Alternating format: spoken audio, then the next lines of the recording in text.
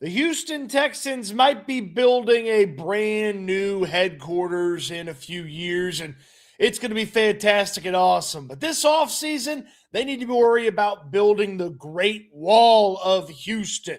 Let's add to that offensive line that had a pretty good season, but could be even better for the Houston Texans. We'll talk about a position that needs to get figured out before the Houston Texans find themselves figuring out who they want to add to this offensive line, and then the free agent tiers. We have plenty of time to talk about the draft picks, but before that, the free agency gets here. I want the Texans to spend some money in free agency on the offensive line. We'll talk about that. A couple of other things that piqued my interest here as well. Welcome to the channel. I'm Cody Stoots. Let's talk some Texans, the caffeine du jour, a little in-house cold brew. Made that up for myself. I'll be honest, not great. I didn't do a great job on the coffee. Not a barista over here, okay? Not a barista. But I am a offensive line aficionado, an offensive line fan. I really want to see this Houston Texans offensive line get it going even better in 2026. 2025 was a little bit better. It was a little bit better, no doubt about that. They had some improvement from a blocking standpoint in 2025. They protected C.J. Stroud better in 2025 than they did in 2024. You can see the stats right here on the screen. The sacks got much better. They ended up in the top 10 in sacks allowed in the season. The quarterback pressures overall got a lot better. They ended up in the top half of the league with that. The pressure percentage, again, another top 10 stat for the Houston Texans. When you look at the offensive line improvement from 2024 to 2025, they did a really good job. Now, were there some goofy moments in the improvement of the offensive line?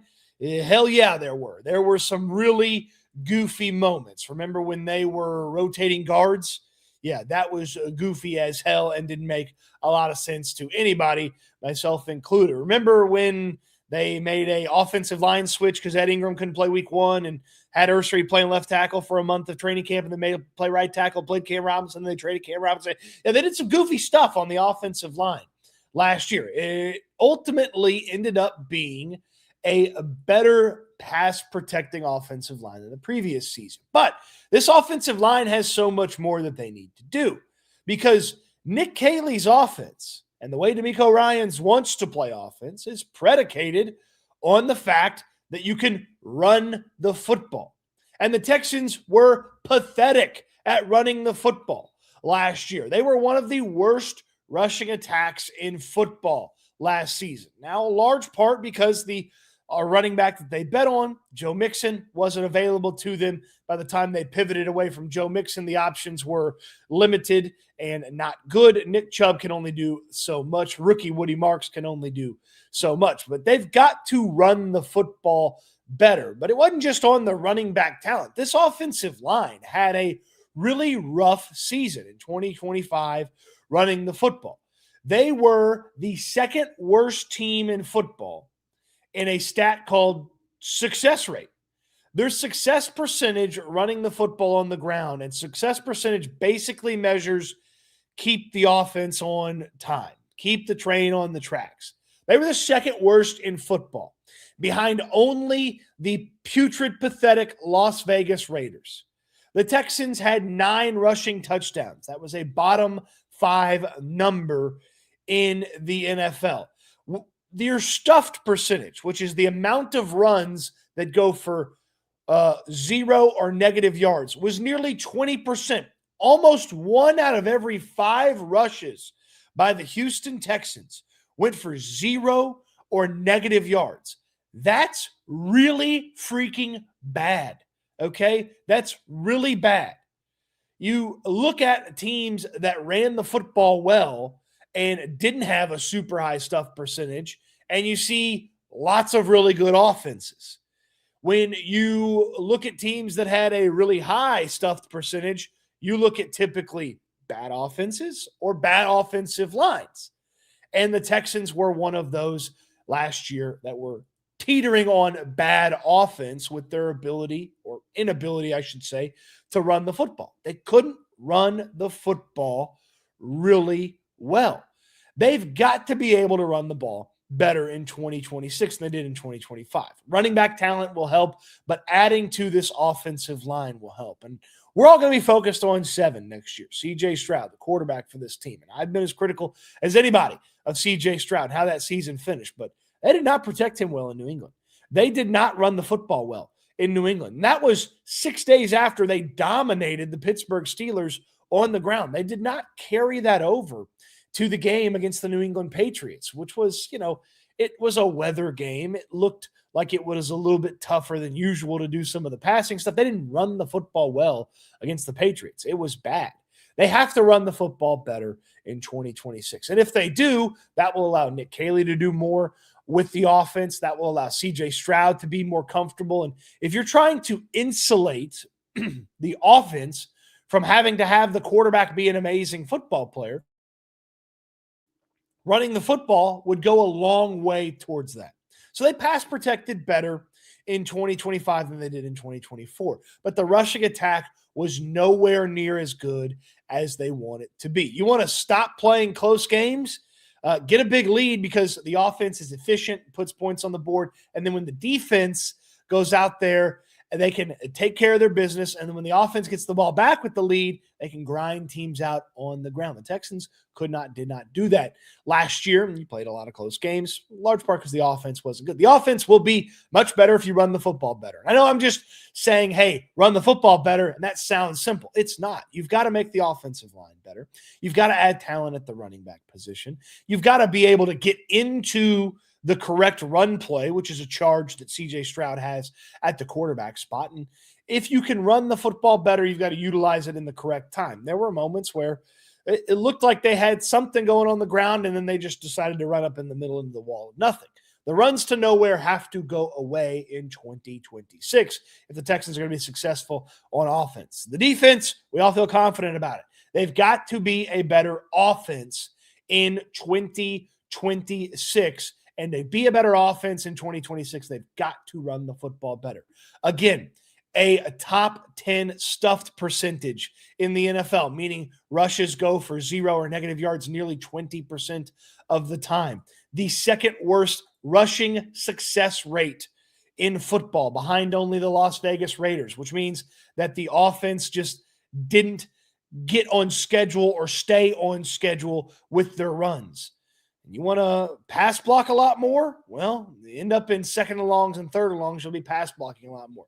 They did a better job pass blocking again, but they've got to do a better job at running the football. How do they do that, though, Cody? How do you do a better job running the football? I'm glad you asked. We got to figure out some of these things on this offensive line, and I've got free agent targets.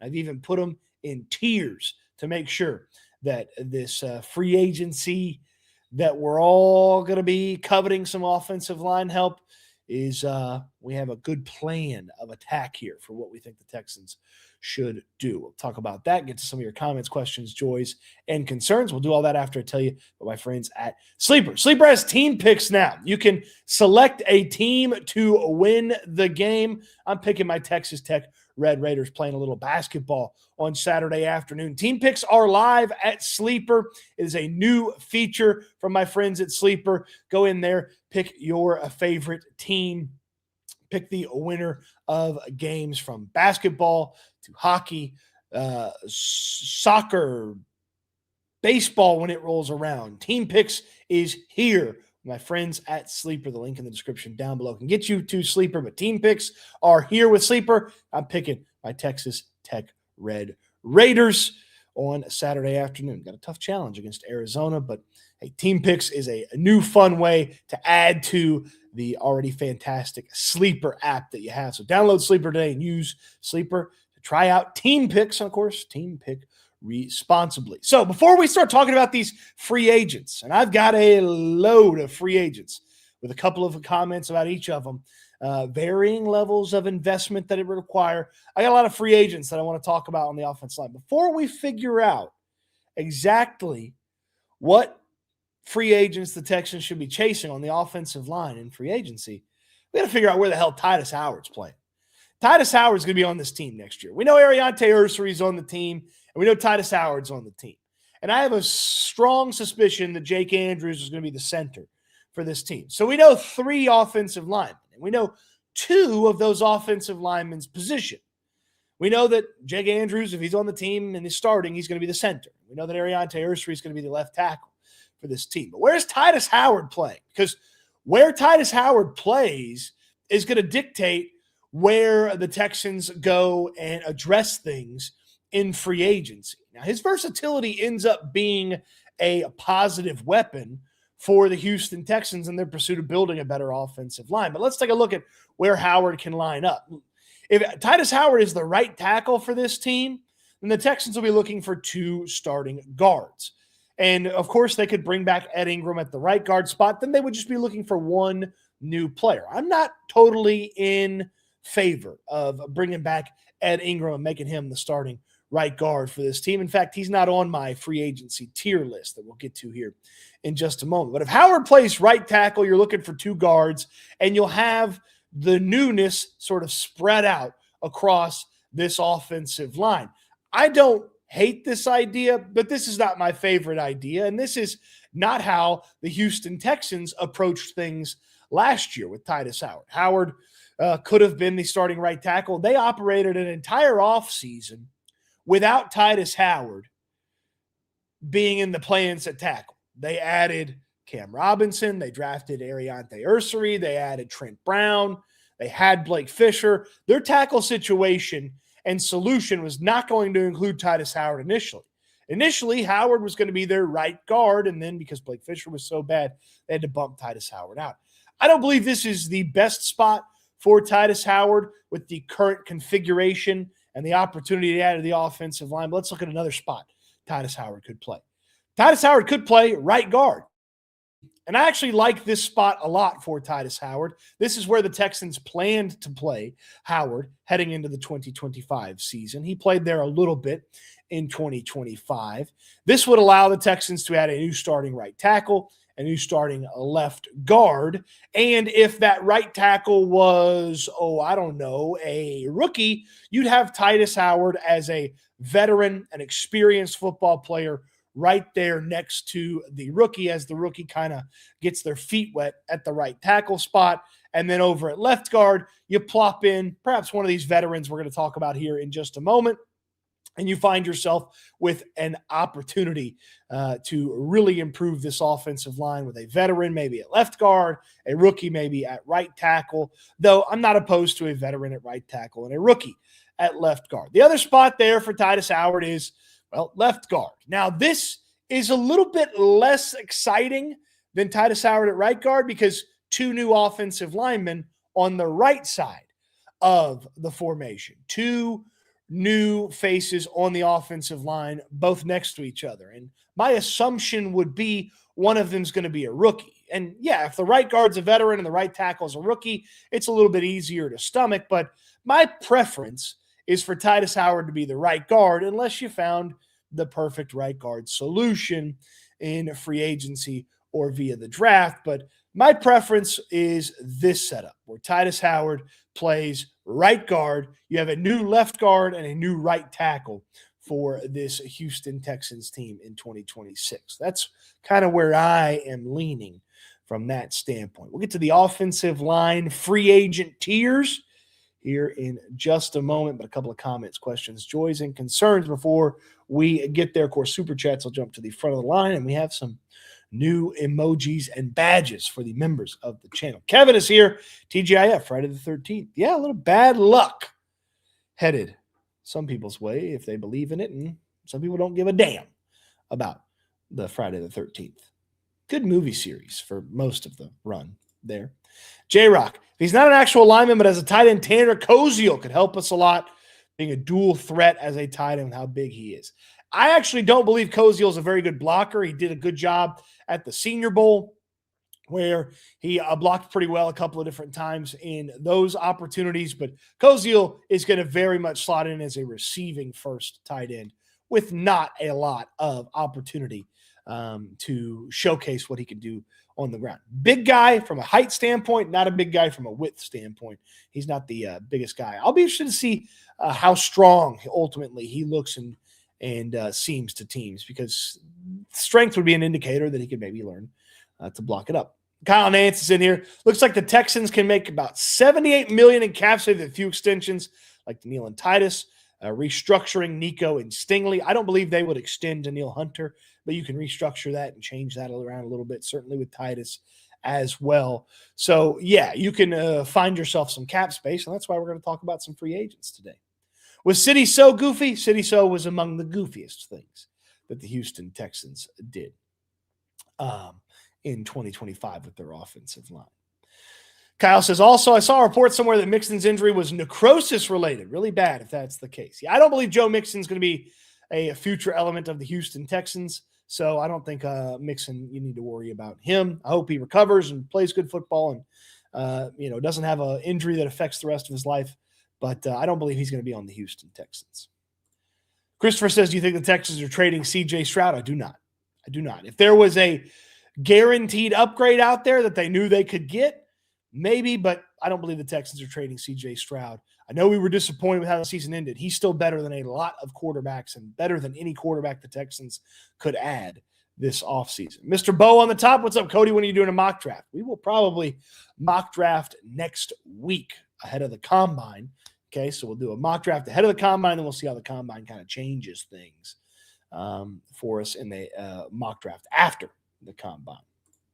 Jay Hoover, what's up, Cody? See you at Spanky's. Yeah, come on out to Spanky's a week from today. We'll have SNL live that afternoon for you at Spanky's. You don't want to miss out on that. SNL at Spanky's is always a fun time. We always have a great time out there, and we appreciate Spanky's for being one of our homes away from homes for SNL. We have a great time. We go out there, great pizza, fantastic wings, great value over at Spanky's. So certainly enjoy when folks come out and see us and hang out with us out there at Spanky's. We always have a good time, and we'll see you next Friday. DeRhino jumping to the front of the line with a super chat. If we're in win now mode, we got to get better center play. What up, Code Man? DeRhino, appreciate you. Thank you for the super chat. And you're right. Yeah, Jake Andrews, if he's the center, has to be better. Or if they change Jake Andrews out and make it a rookie or a veteran, they have to be better than what Jake Andrews did a year ago. Hoopty, can we please draft Auburn center Connor Lew in the third round?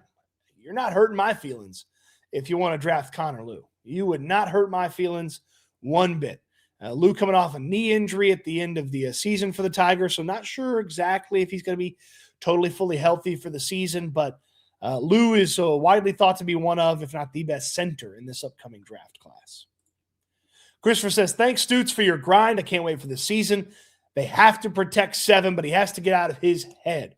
Yes, but if he was more confident in the offensive line and they ran the ball better, it'd be easier for CJ to get out of his own noggin. Okay? Thank you, Christopher, for the kind words. A couple more comments, so we'll get to the tier list of offensive line free agents. Paul says, hey, buddy, hope all is well with you and your family over in H-Town. Also, a big hello to all my future friends over the pond. One day I will visit. Paul, we greatly await the time where you get to come visit in Houston. Hopefully you get to come for a game or a training camp practice or something fun like that. But I'm excited for the time when you make your way to the USA, because I have a feeling we'll put down a couple of beverages and talk some football. Bubba Homeschool's got a little off-season wish list here. He wants Ariante Ursery at left tackle, Ed Ingram at left guard, Tyler Linderbaum at center, Emmanuel Pregnon, the guard from Oregon, at right guard, and Tytus Howard at right tackle. Then he wants Kenneth Walker Jr., Kenneth Walker III, Washington Jr. from Arkansas, the rookie running back, and Woody Marks. This would be fun. Bubba, I would just say flip Ingram and Pregnon. Pregnon played left guard in college, and Ingram played right guard last year. This is not a bad offensive line. This is an expensive offensive line. It's not a bad offensive line.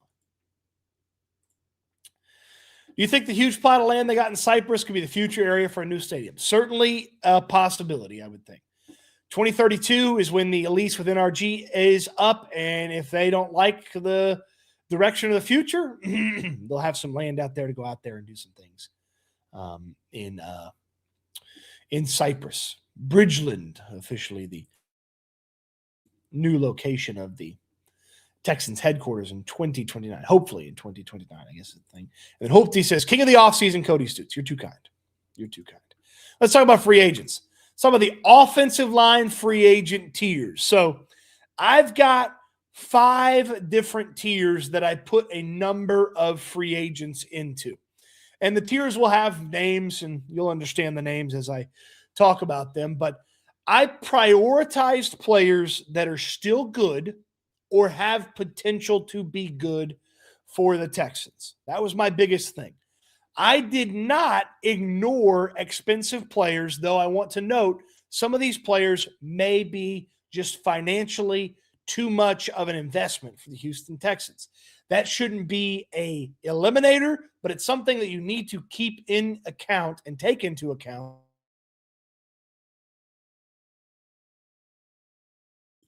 as the Texans build this offensive line and continue to add to this offensive line. Ariante Ursary is going to be very cheap for the next 3 seasons compared to what a free agent left tackle or extended left tackles will be, but eventually he'll be expensive. So you kind of want these deals to range in the 3 to 4 year range. I'd like some long-term solutions on the offensive line as well. Let's start with a tier that is only one player. Only one player. It is a tier that is only one player, and it is a player that falls into a tier all by himself, the tier I call the expensive unicorn tier.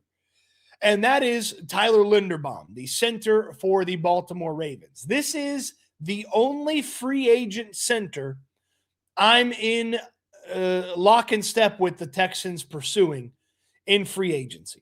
This is the only center I would like for the Texans to sign in free agency if they're signing a center. That's Tyler Linderbaum. Linderbaum was a first-round pick of the Ravens in 2022. He immediately was one of the most consistent and good centers in football. He was a Pro Bowl snub his first year at the position, and he has been consistent and really good for the Baltimore Ravens since the moment he stepped into the National Football League. Linderbaum is going to be highly sought after.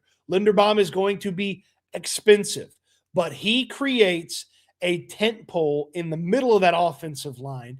And when you start thinking about potentially Ariante Ursary being here and being very good at left tackle for the next 2 seasons, you get Linderbaum at center and him being potentially very good for the next few seasons. And then hopefully you find the right tackle for the next few years for this Texans team. All of a sudden, you've got 3 really important pieces of the offensive line taken care of.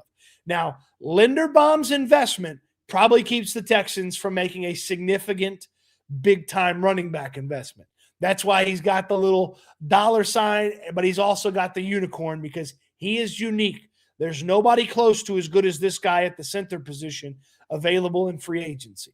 Now, what do you do with Jake Andrews? You just make him the backup, and you hope for the best with the health situation of Linderbaum and ultimately Andrews. I guess there's a chance Andrews, who played some guard in college, could compete for guard spot opportunities, but Linderbaum would be your starting center. He's at the tier list and a tier all of his own, the expensive unicorn, Tyler Linderbaum. Okay? Not my favorite direction, but I certainly would understand doing it and then trying to fill in the guard spot that Tytus Howard doesn't take, and the right tackle spot with maybe some rookies, some smaller cost veterans.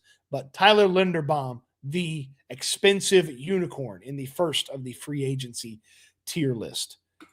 Second in the tier list, I call this expensive primes, okay? Because these offensive linemen are probably hitting their prime, and they're probably going to be pretty pricey offensive line. Those 2 offensive linemen are David Edwards from the Buffalo Bills and Elijah Vera Tucker from the New York Jets. Now, Elijah Vera Tucker did not play football last season.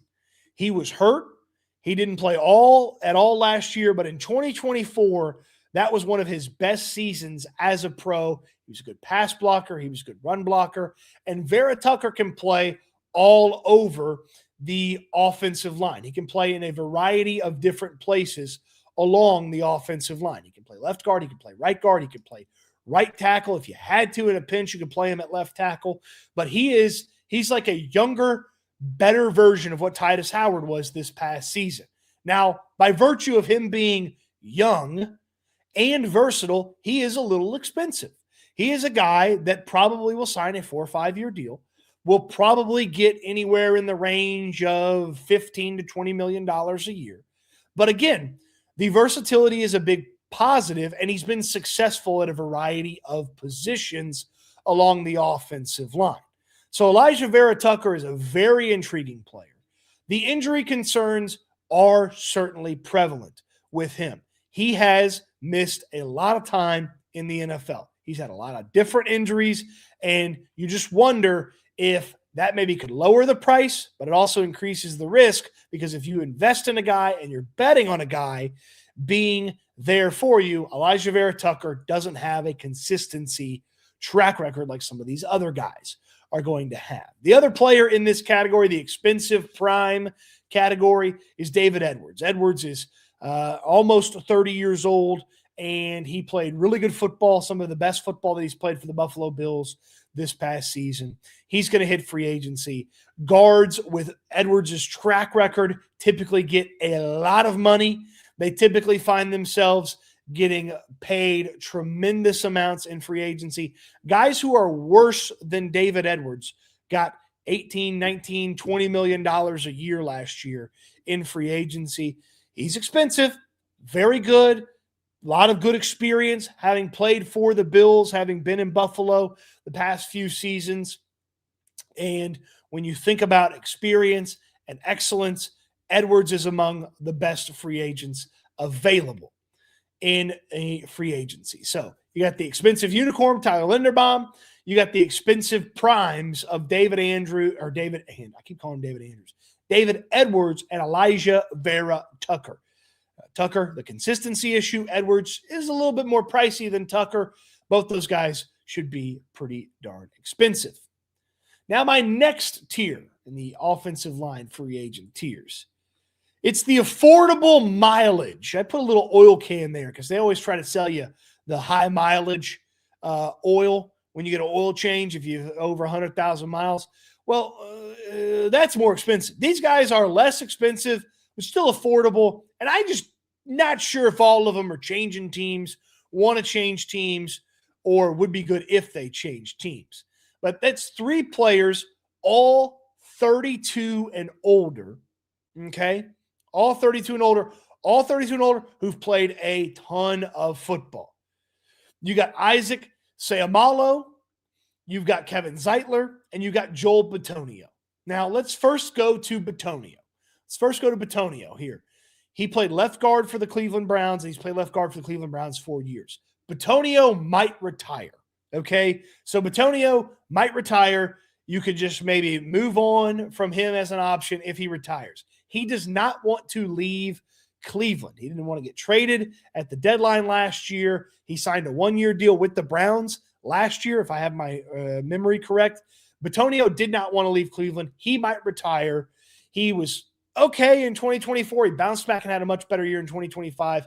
He's older. He was in the same draft class, here's a throwback name for you, as Xavier Su'a-Filo. He was drafted after Xavier Su'a-Filo in 2014. Okay, Bitonio's been around the block. He's seen it all. He's done it all.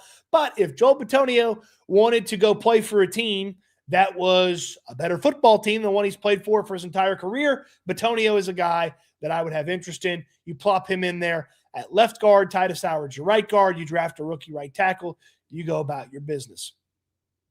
Seumalo with the Pittsburgh Steelers. Again, another player that I don't believe is going to want to change teams with the age, how long he's been in Pittsburgh. He's been there for a few years now. He was previously in Philadelphia. He's played his entire NFL career in that state. I don't know if the big fella wants to change teams. But if he does, he's a very intriguing player that can hit free agency. He just had some of his best years, some of his best football that he played this past year for the Pittsburgh Steelers. We know the Steelers, not that great of a football team, but Seumalo is a player I'd be very interested in. That's a left guard. Seumalo is a guy I'd be very interested in. Would not be super expensive. I don't think Bitonio would be expensive either. I would think Seumalo, you could probably get him for $10 million a year or less. Maybe just throw a couple years on there at the back end, entice him to move. But again, going to be 33, a little bit older, a little bit of mileage on him, but a solid football player. Okay, solid football player. And then right there in the middle, if you remember offseason last year, he was one of my top targets for the Texans. He's a free agent again, and he's going to be one of my top targets for the Texans. That's Kevin Zeitler. 2 years ago, one of the best guards in football at right guard for the Detroit Lions. This past year for the Tennessee Titans, not as good as his Detroit season, but still very good, still very useful as a football player, still a rock-solid guy. Now, if you're thinking about Tytus Howard at left guard, Zeitler at right guard, you throw a rookie over there at right tackle, you have a rookie right tackle with a steady veteran presence like Zeitler there at right guard with him, I really like that idea. All these guys feel like they're affordable and that they're not going to cost like $15 million a year or more.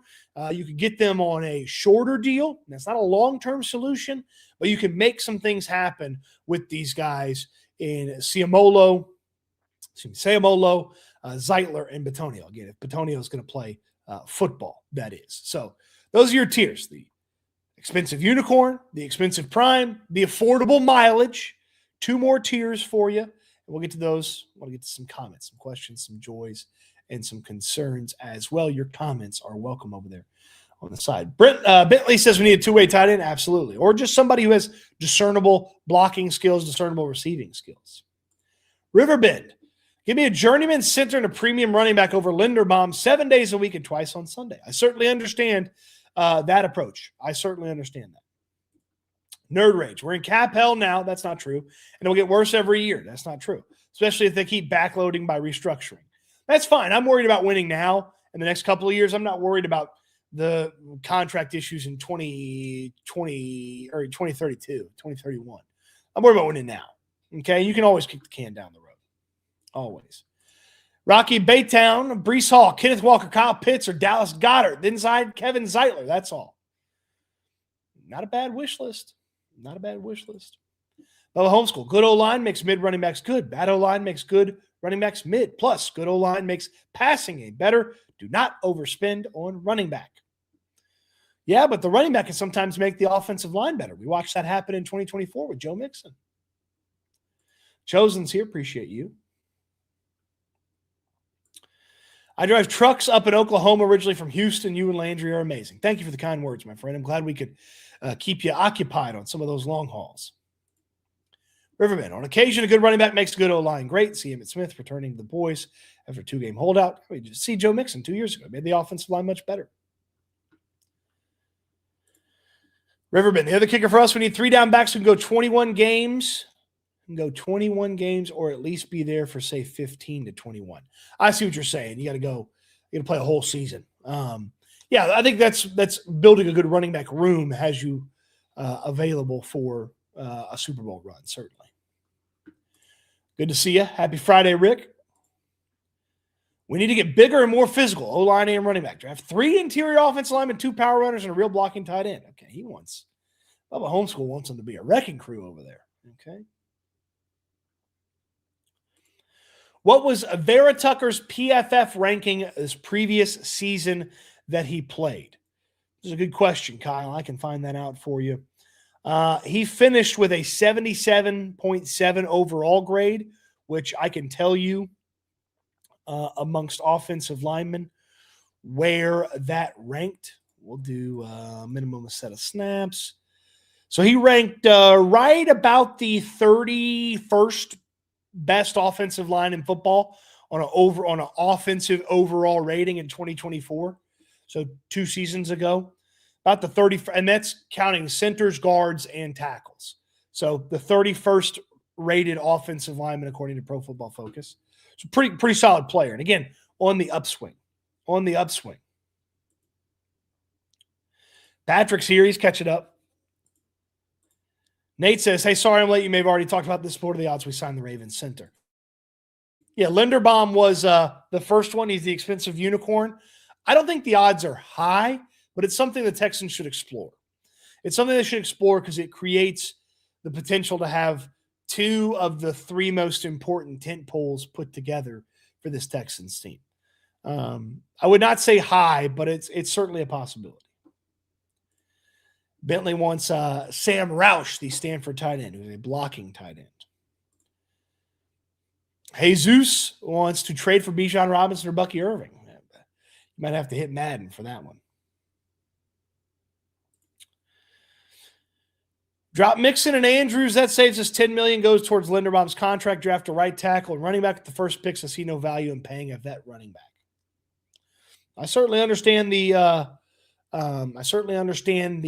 unwillingness to pay veteran running backs.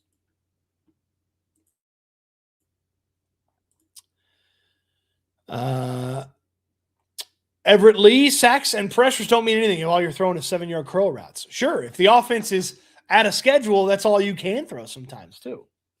Got to run the football better to be better offense.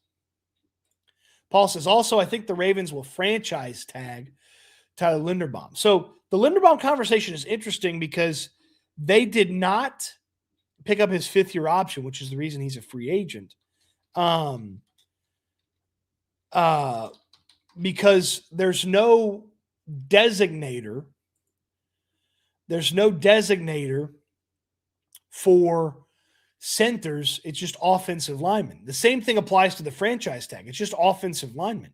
The Ravens didn't want that giant cap hit of guaranteed money. Now, could they franchise tag him and work on an extension? Absolutely. He may not hit free agency. But the franchise tag for offensive linemen is $27, almost $28 million. And the Ravens can't just sit there with $28 million in accounted for cap space. That's why I think Linderbaum has a chance to hit free agency. All right, so the offensive line free agent tiers. Tyler Linderbaum, the expensive unicorn. David Edwards and Elijah Vera Tucker, the expensive primes. The affordable mileage of Isaac Seumalo, Kevin Zeitler, and Joel Bitonio. My next tier in offensive line free agent tiers. The maybe. Okay, you got the Wolf of Wall Street, and you got a little thing in the middle. Like, I'm not really tickled about these guys, but I'm not totally out on these guys. I think there's a chance they would stink for the Texans. I think there's a chance they'd be good for the Texans. Let's talk about them. Braden Smith is the first true right tackle that we've seen on the offensive line free agent tiers list. Smith played for the Indianapolis Colts the past few seasons and has been a pretty solid football player. There's two things that I want to note about Smith. Smith's season ended this past year with a neck and back injury, okay? So he ended his season with a neck and back injury. That is one of those things that has to get a full, clear bill of health before you would even think about signing Braden Smith to be the right tackle for this team. He's going to be one of the more expensive players available on the market because he's one of the only true right tackles out there as well. Smith also, in the past, has missed time due to a OCD mental health disorder. So he's had some time missed via mental health. He missed 5 games a couple of years ago because he has a severe case of OCD, overloaded him. He missed time. And I do wonder from a mental health standpoint what changing teams, changing organizations, changing teammates would do. I'm not immediately ruling the guy out because of that, but that is certainly a concern for Braden Smith that other offensive linemen in this class don't publicly have. Smith missed time due to mental health issues and changing locations, organizations, and teammates. You don't know what that's going to do for that guy. You'd hate to invest in a guy and have him be unavailable for 5-10 games because it just doesn't fit right for him, or it flares up the mental health issues that he previously has had. That's something to think about with Braden Smith. Dalton Risner is a name that's been a free agent a bunch of different times here over the past couple seasons. I've gotten word through the NFL grapevine that Dalton Risner's kind of a jerk, and teams don't love him, and that's why he hasn't been able to really stick around with anybody. He was a Denver Broncos draft pick and was just kind of okay.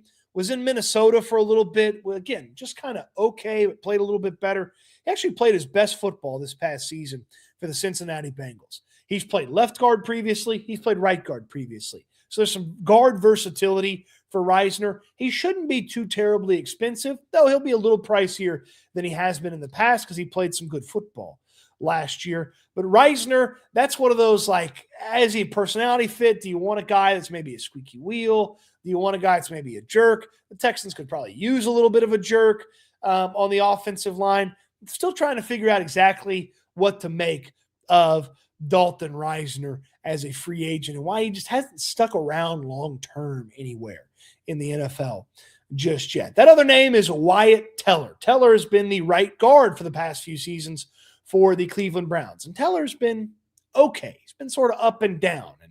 And he's been a guy that has had some nice moments. He's been a guy that's had some pretty disappointing moments. And I feel like the Browns are probably ready to try something different at right guard. And for Teller, probably try something different for him at right guard. Now, he's played right guard because, of course, he was teammates with Joel Bitonio, who's played left guard for, a decade now for the Cleveland Browns. So Wyatt Teller probably moving on from the Browns. And if he does, he's an intriguing name. But again, all three of these players are kind of in the, I'm not sure. Okay? So three names in the, not really sure. Could be good, could be bad. That's why you kind of got the little thing in the middle in there. You got Jordan Belfort going, got one of those. My last offensive line free agent here. It's a fun one. This is a little bit of a bet on the Texans coaching staff.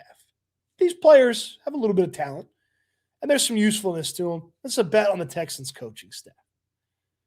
It's what I call the let Pop cook category. The free agent tier, let Cole Popovich cook with some of these offensive linemen. Let's see what Cole Popovich can do if he gets one of these offensive linemen in here. Now, you may not recognize some of these names. We'll go through them here, but this tier would be a bet on they're a solid player. Can Cole Popovich make them an even better player than they were? That's the bet in this tier. Let's go through the names. Zion Johnson, if that name sounds familiar, he was a 2022 first-round offensive lineman picked by the Los Angeles Chargers. And I know what you're thinking, Cody, the Chargers offensive lineman? What the hell are you thinking? He had to have stunk last year. The Chargers were bad. And yeah, he kind of did stink last year. But he played a ton of football. He was reliable. And maybe, just maybe, you get him in the building. You get some better offensive linemen around him. And Zion Johnson's a little bit better football player. When he had better linemen around him a year ago, not this past season, but a year ago, he was a better football player. Zion Johnson, free agent guard, former first-round draft pick, so there's a little bit of talent there. Texans selected Kenyon Green ahead of Zion Johnson. Johnson's had a much better career, obviously. You get him in the building. You plop him over there at left guard. You play Tytus Howard at right guard. You draft a rookie to play right tackle. And that's your offensive line with Andrews in the middle and Ariante Ursary at left tackle. You got to hope that Cole Popovich can sprinkle some pop dust on Zion Johnson. Pretty solid football player. Not great, but maybe there's something you could unlock with Zion Johnson if you got him in the building and you had the opportunity for Cole Popovich to coach him up. That next name on there is former Raiders guard Dylan Parham. Parham was excellent in 2024. He played right guard for the Raiders. It was the only season in his NFL career he played right guard, and he was really good at right guard. He had some really consistent football at right guard. The Raiders moved him back to left guard, where he started his career in 2025. And wouldn't you know it, the Raiders, who had the worst offensive line from a stuff percentage. He had a worse offensive line from a success percentage. He wasn't very good. But Parham has something. 2 years ago showcased that. This past season, not so much, but 2 years ago, it showcased that. Parham's got a little something to him. You get him in the building, you can play him at one of the 2 guard spots, and you let Cole Popovich coach him up and just kind of grind out whatever potential Parham has. Again, along with Johnson, I don't think he's a super expensive player. He's a little bit younger. Parham's going to check in at 27 in this upcoming season. Okay? He'll be 27 this upcoming season. But there's something there, I feel like. And if he gets out of Las Vegas, gets away from some of the distractions of Vegas, the poor play of the teammates around him, I think Parham's got something. He's going to be pretty high on my list when it ultimately comes to free agent targets here for the Houston Texans. These other 2 guys, this one's kind of a dart throw. I don't believe they'd be too expensive. And they're a little bit older, not as much potential to draw out, but maybe if you spent big at another spot, you could sneak this guy or these guys in here and make it happen. Austin Corbett is a guard/center for the Carolina Panthers. He played center this past season for the Panthers once. He played a little bit of left guard, a little bit of right guard. A little bit older, going to be 31 in this upcoming season, and has bounced around the NFL a little bit. Cleveland, LA, ultimately in Carolina. And again, has played a bunch of different positions in his career. Injuries and just poor play have kind of caught up to him in the past couple of years.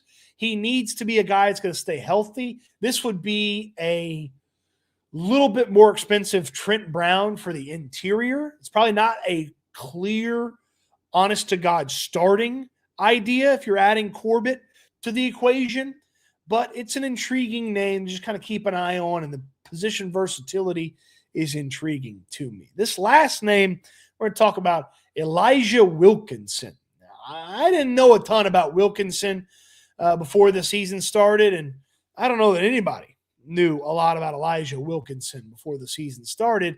You know what he ended up doing? He ended up just starting basically every snap for the Atlanta Falcons over there on the right side of their offensive line. He's a 2017 undrafted free agent who's bounced around. Been on the Broncos, the Bears, the Falcons, and the Cardinals before he ended up on the Falcons in 2024. And then he found himself basically starting most of the season for the Falcons and was a pretty solid football player as well. Wilkinson's excitement for me and the idea of him being on the team and being an addition for this Texans team is primarily about the fact that he played a ton of football for Atlanta in 2025. He has some stuff that you like. He only allowed 6 sacks last year, playing most of the year for the Atlanta Falcons. He played over 1,000 snaps at right tackle. He had a couple of penalties. There's something there. At 31 years old, going to be just turned 31. So going to be 31 this upcoming season. You'd have to coach him up a little bit. You'd have to draw out the ultimate potential, but it shouldn't be an expensive football player. And maybe if you invested in one of these guards that was more expensive, you go find yourself a cheap right tackle option for 2-3 seasons in Wilkinson. It's not my favorite approach, but it's one of those situations where you get him in the building, maybe Cole Popovich draws something out of him, and you get the best version of Wilkinson for 2-3 seasons. And then maybe you draft a project offensive lineman to play behind him at right tackle. So those are my tiers, from the expensive unicorn to the let Cole Popovich cook tier list. Let me know which one is your favorite tier list, and we'll get to some of the comments, questions, joys, and concerns. Paul Sinclair, under the radar running back signing could be Tyler Algier. Glad you brought that up. We got the free agent offensive lineman tiers, or free agent running back tiers will be on the way in the future. So don't be missing that when it shows up. Bubba Homeschool. Chubb got a lot of hate this year, but I think he did a good job. He broke some late run games, sealed games for us. He got tough yards when we needed them. Wouldn't mind keeping him. Bubba, this is absolutely crazy. You've got to move on from Nick Chubb. There's nothing left in the tank. You can get far better production and play out of basically any rookie you draft and most free agency you would sign. No more rehab projects at O-line. Spend the money in draft capital. Get this mess fixed. Kyle Nance. Give me Elijah Vera Tucker with Max Ihanachor, the Arizona State right tackle who's a rookie. And Emmanuel Pregnon, the guard from Oregon, or Jennings Dunker, the guard/tackle from Iowa. Yeah, Elijah Vera Tucker with a couple of offensive lineman draft picks. Sign me up. Sign me up for that. Bentley says, thanks, Cody, for going through some different O-line names and actually giving us some info on them. No one else in Houston is doing this, especially on 610. Yeah, I mean, I'm friends with some of those guys, but I don't know why you're listening to 610. Blue Boy, dropping in late, but right on time. My favorite topic. Zion is very strong, but hella undersized. I think he'd almost be better at fullback. Well, I'm not signing a fullback. Anybody still depressed from how our season ended and find this hard to watch? Roundtable night. We're all kind of, bummed. But this is about making sure we don't feel bummed a year from now. Get Austin Corbett, drop Jake Andrews, and let Austin Corbett battle it out with Riggs. I think that's his name. Bounced from 53 to the practice squad. Riggs. Are you talking about center? You're not talking about Scruggs, are you? Or Eli Cox? I know that was a popular name a year ago. He never even got close to sniffing the active roster. I don't know who Riggs is. Clarify, Paul. John Flower says, you demand, Stoots. Thank you, John. Thank you for the kind words. Blue Boys' favorites on the list are Elijah Vera Tucker, Wyatt Teller, Joel Bitonio, and Braden Smith. So primarily through the middle tiers here.